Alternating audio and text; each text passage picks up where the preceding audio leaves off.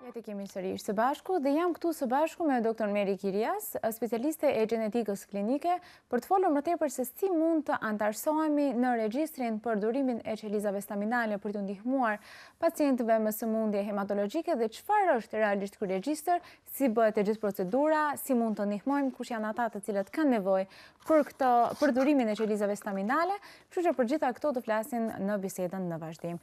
Vi благодарам što ste del od нашата емисија денес. Ви благодарам за поканата. Може да ни објасните повеќе што представува овој дарителски регистар за коскена срцевина? Така, самото име кажува дека всушност тоа е регистар, односно еден вид на листа податоци за луѓе, тоа се доброволни дарители кои што сакале да се заченат и понекогаш потенцијално во текот на животот да бидат дарители на матични клетки за пациенти со некои хематолошки заболувања. Значи, тоа не значи дека ние земаме матични клетки или коскена срцевина претходно, туку само се запишуваат како во тој регистар и стануваат достапни ако некогаш во животот е потребно, тогаш да даруваат.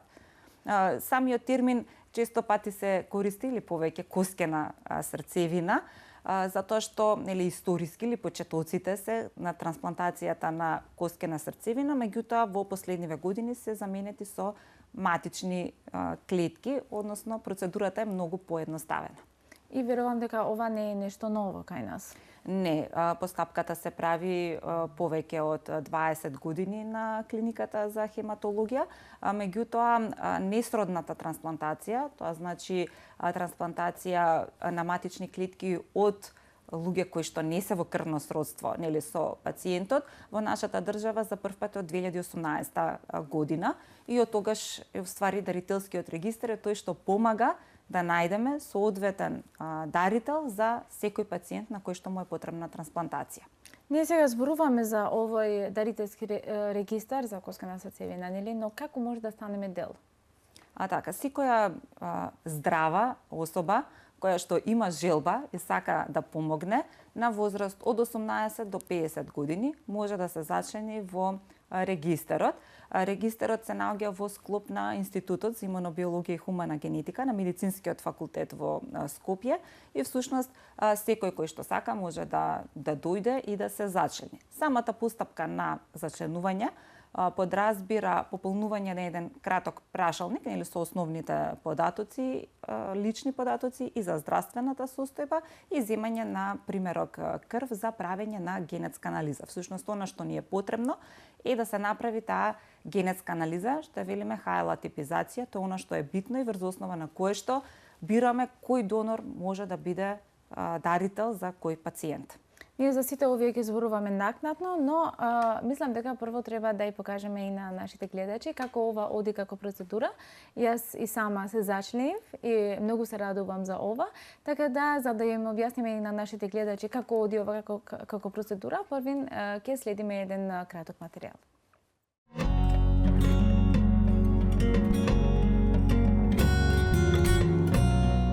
Do ndjekim tani hap pas hapi se si bëhet antarësimi në regjistrin e donatorëve për palcën e ishtrave. Fillojmë me një pyetësor i cili është pyetësor mjekësor si dhe me të dhënat tona personale.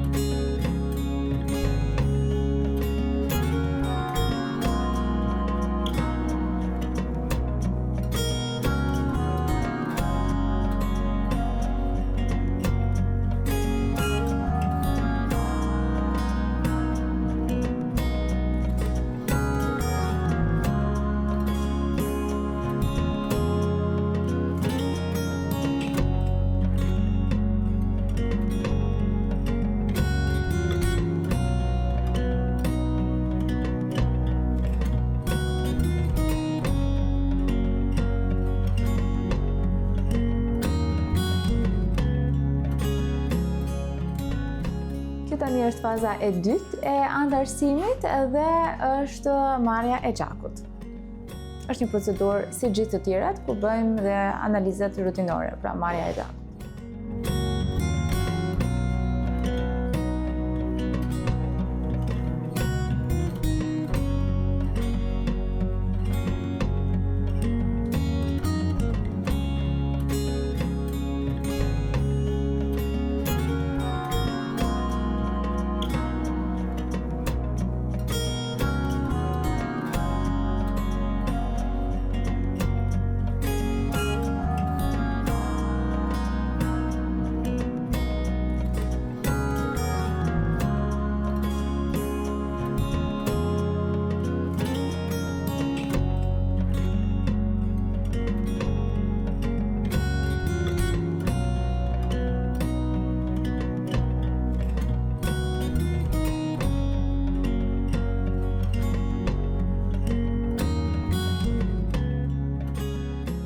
Kjo është e gjithë procedura dhe me diçka kaq të lehtë, normalisht me këtë procedurë pra kaq të lehtë dhe me aprovimin tuaj nëse ndonjëherë ju kontaktojnë, ju dijeni heroi i dikujt dhe të shpëtoni një jetë.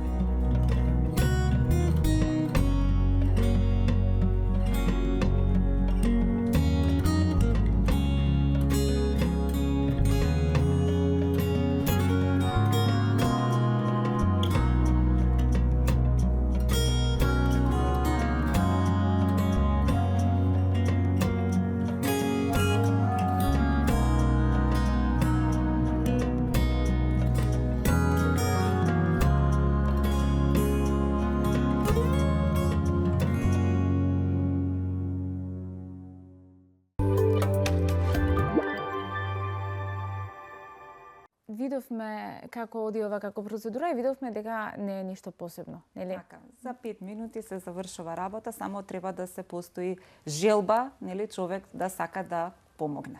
Верувам дека сите тие што се мислат сега за да го прават, се мислат дали ќе имат никоја последица дента или дали ќе чувствуваат нешто. Не, самото зачленување е земање на крв како за било која анализа или крвна слика ако правите, што значи дека нема никакви рестрикции дали јаден, не јаден или дека некакви ризици. Значи самото зачленување е всушност брза и едноставна процедура за која што секој може да ја направи. Спомнавте и вие холеотипизација. Може да ни објасните повеќе што е ова? Така, всушност HLA, тоа се хумани леукоцитни антигени, тоа се едни протеини кои што се наоѓаат на површината на сите клетки во телото и сите од нас имаме различна комбинација од овие протеини и всушност е видено бидејќи ги има на сите клетки, а тие се важни во презентацијата на антигените, значи важни се во одбраната од разни бактерии и вируси, исто така се важни и при трансплантацијата, односно дарителот и примателот на матични клетки мора да бидат идентични во овие молекули. А вакви молекули има илјадници, значи постојат многу различни комбинации и заради тоа всушност ние сакаме да зачлениме и да се анализираат, или да се направи генетска анализа на што поголем број.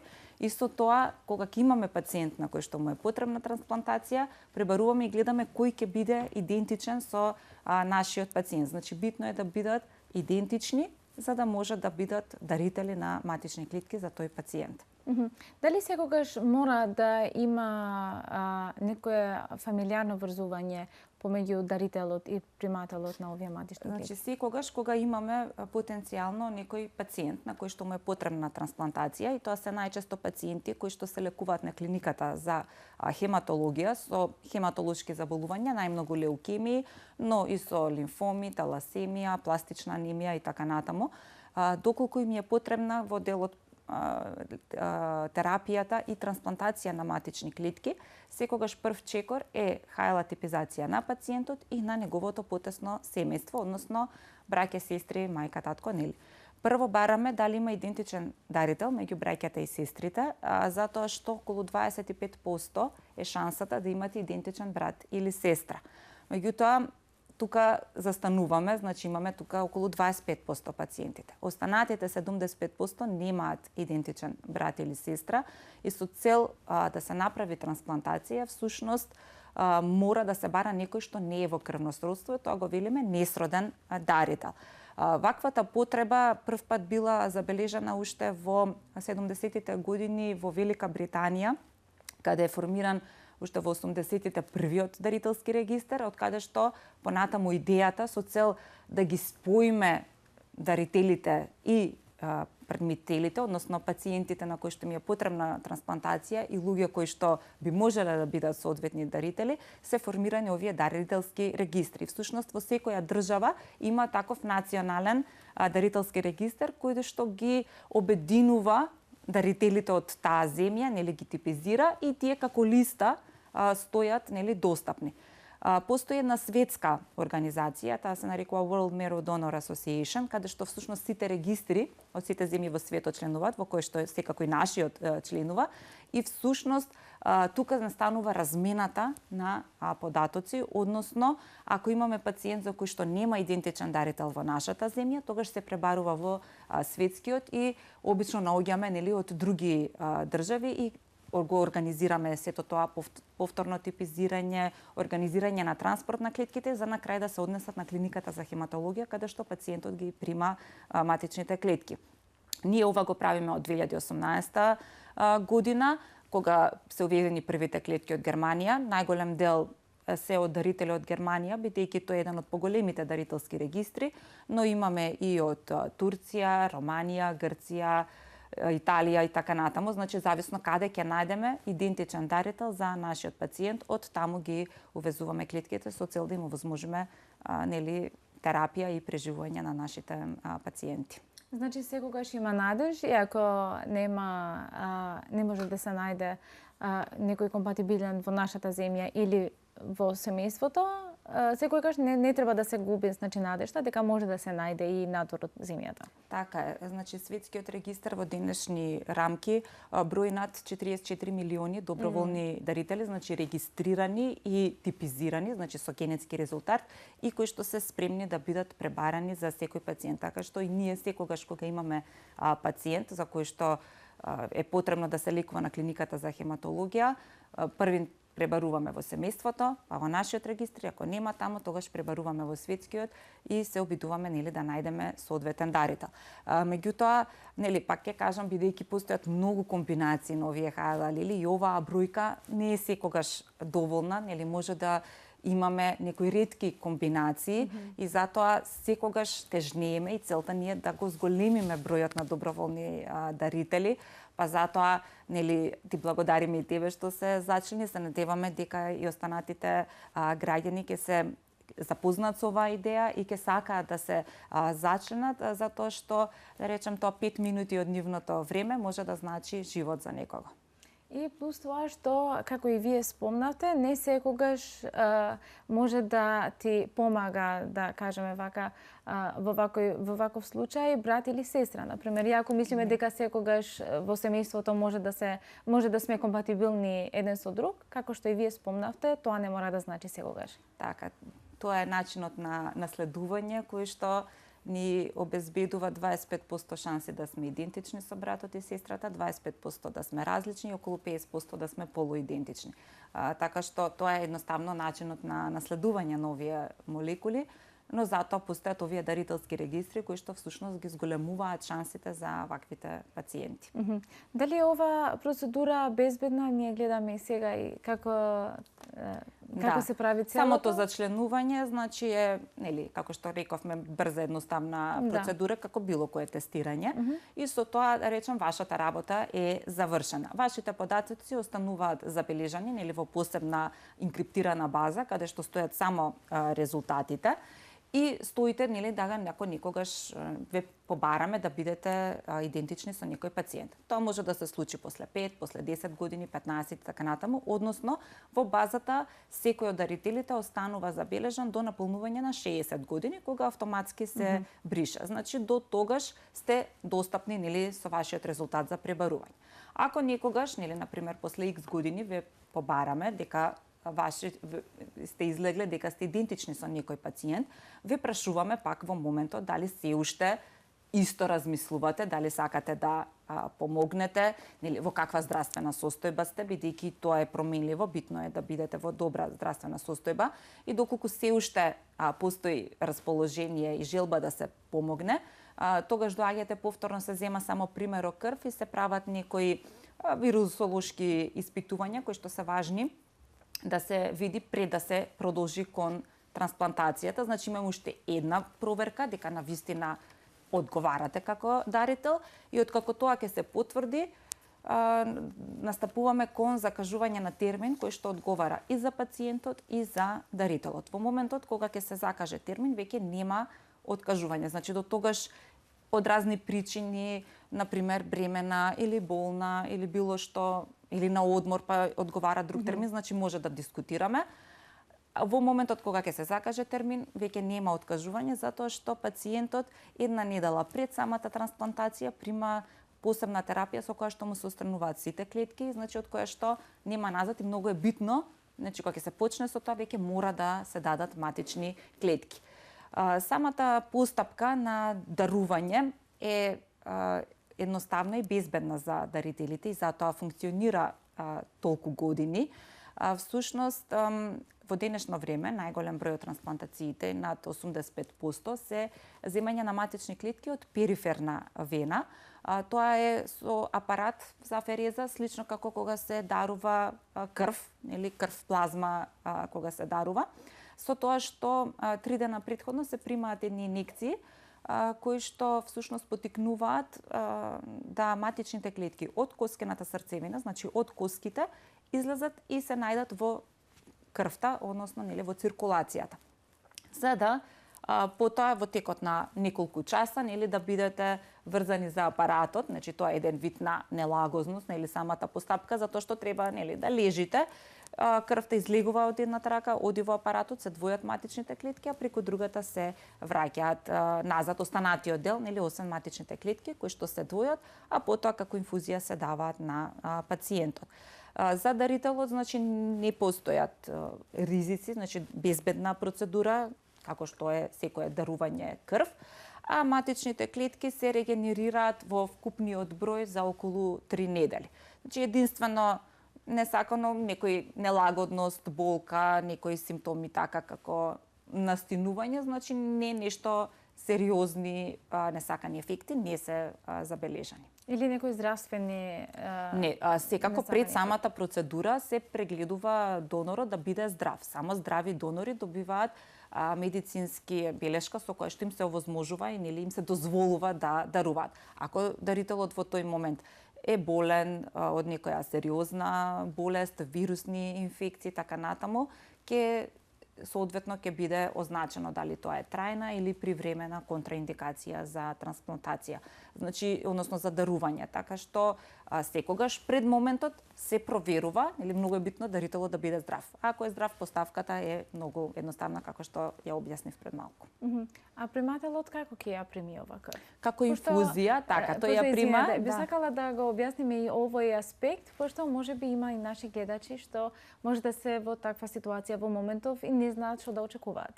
Да, тоа се прави на клиниката за хематологија во зависност од дијагнозата, нели тие се третираат првен соодветно за состојбата која што ја имаат, додека да се доведат во состојба дека ќе можат да примат трансплантацијата.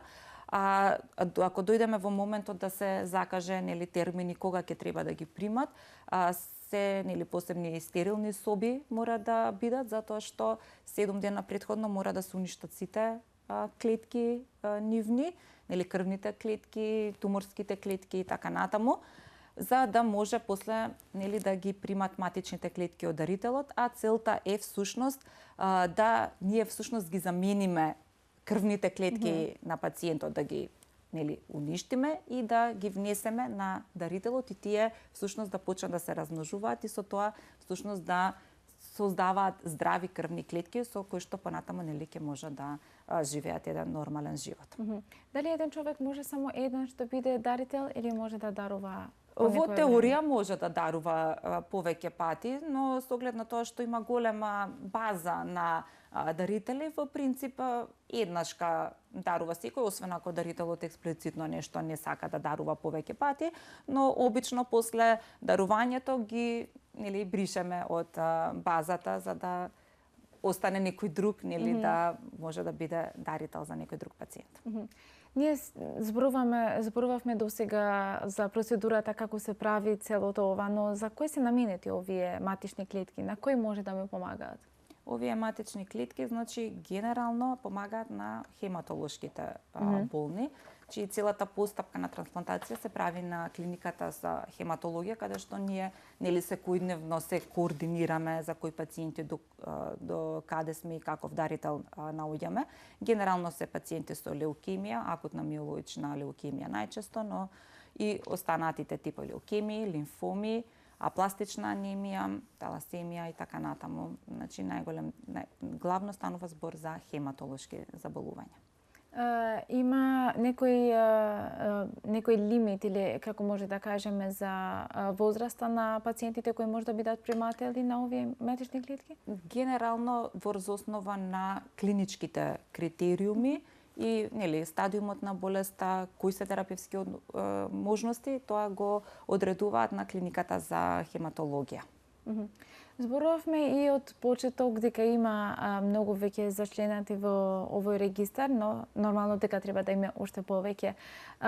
Колку време може да чека, например, еден пациент за да добие соодветен донор?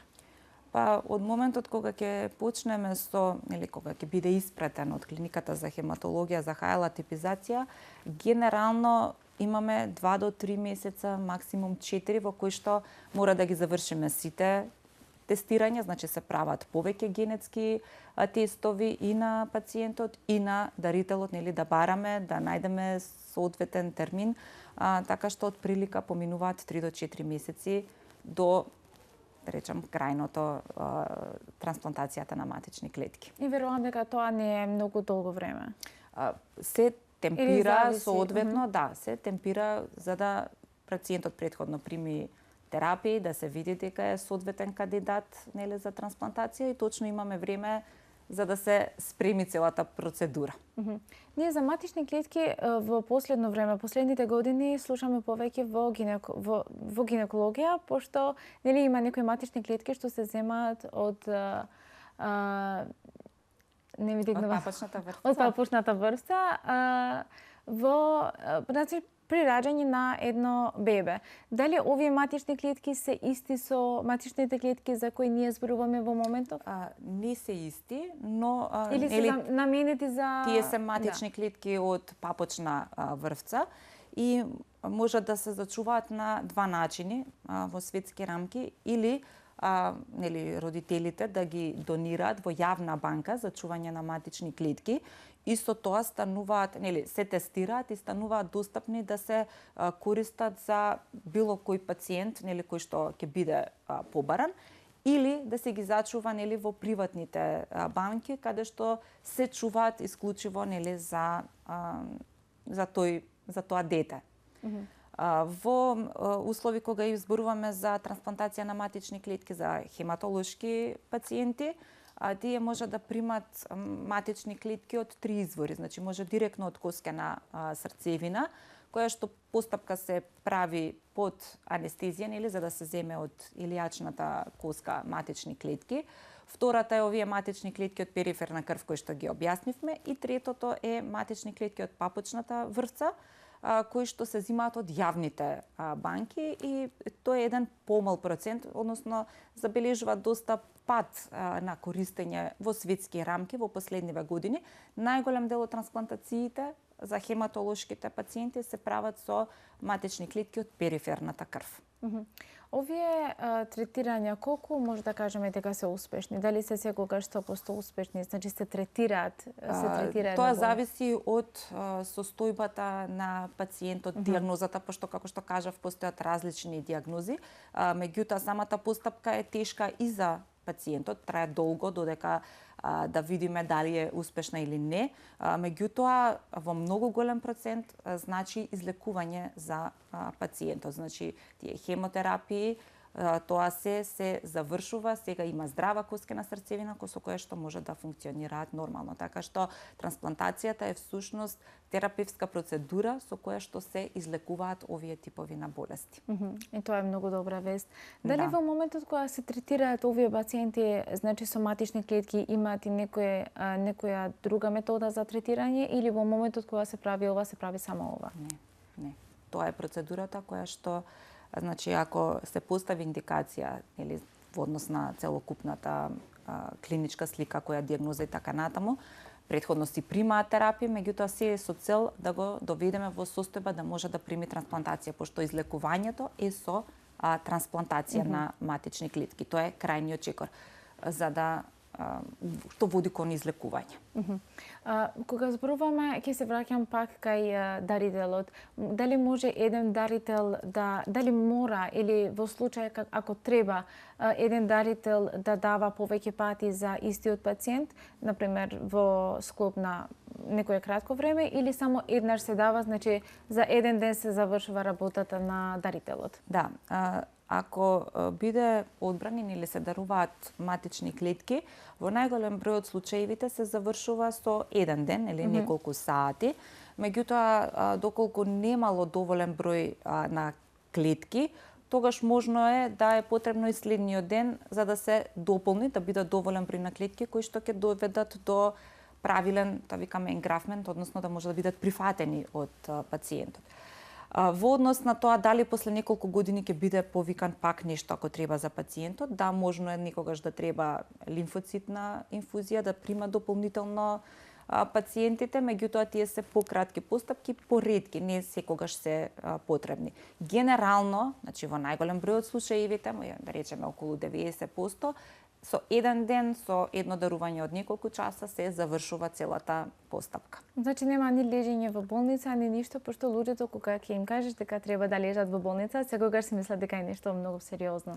Не, за дарителот не станува збор, тоа може би од обзервациони причини, чисто ако треба преку ноќ да остане, меѓутоа не од некакви дека е навистина потребно. Значи постапката е безазлена, наредниот ден може да се продолжи со секојдневните активности без никаков проблем. Ние имавме дарителка која што следниот ден мораше да патува со авион, си патуваше без проблем, нели, така што тоа нема никакви ограничувања во однос на тоа што можат или не можат да прават. Значи има случувано некогаш дека некој дарител беше контактиран од ваша страна и дека дошол само за тоа и си отишол? Да, ние од нашиот регистар за сега имаме тројца дарители кои што дарувале за наши пациенти.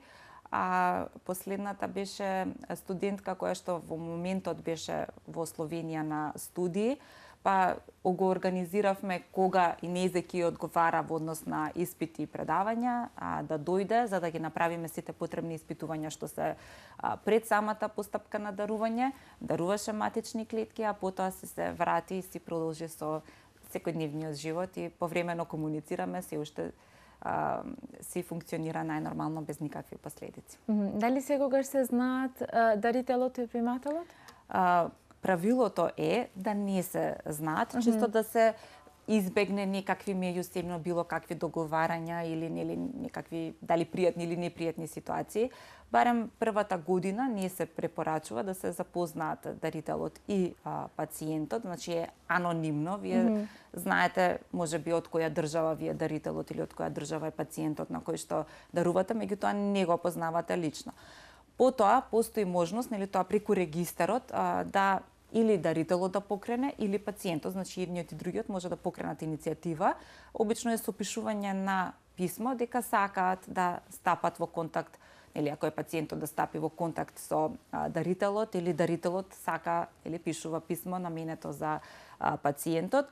И ако постои интерес, нели, од двете страни, тогаш се разменуваат, нели, контакт податоците, па за тие да се запознат и да стапат во контакт. Пошто ова мислам дека има нешто емотивно, мислам дека е, нели? Па така е, доста е емотивно, сме читале доста емотивни писма, затоа што нели како втори браќа или втори сестри, некако се поврзуваат и така имаше доста емотивна средба на еден наш пациент со дарителот му беше од Германија и двајцата сакаа да се запознаат и навистина е така посебно чувство емотивно кое што на едниот му дава пријатно чувство дека навистина помогнал на некој, те спасил живот со кој што го гледа како функционира сега нормално, а другиот нели пациентот е благодарен што некој непознат човек сепак се одвожил еден ден да жртвува од својот живот и да му помогне. И како е слоганот биди херој спаси живот и мислам дека и овие луѓе се чувствуваат како херои, пошто така е И тоа се големи херои, треба навистина да имаш нели чисто срце, душа, да сакаш на некој нели без да го познаваш, речем малце да одвоиш од себе, кое што тебе нема да ти значи толку многу затоа што ќе се регенерира или остануваш во полно здравје, а некој тоа му значи навистина живот, во буквална смисла на зборот. Во буквална смисла, да. Спомнавте и порано дека не се знаат, пошто можеби да се доведе до некоја пријатна или непријатна ситуација. Дали, за да разнесниме и за нашите гледачи, ова дарување на крв, дали се компензира финансиски или е доброволно, значи скроз? Не, ова е доброволно, како и дарувањето на крв, значи самата постапка е доброволно, треба човекот навистина да сака да помогне. Целото тоа си е целата постапка нели трансплантација, сето тоа си е финансирано од Фондот за здравствено осигурување од Министерството за здравство за она болничкиот дел и сите тестови се што треба да направиме за да дојде до тој чекор. Меѓутоа самата постапка е всушност нели еден хуман чин, всушност оние кои што навистина сакаат да помогнат, нели да даруваат. Пошто секогаш ние мислиме дека треба да правиме нешто ако ќе имаме некоја придобивка од тоа.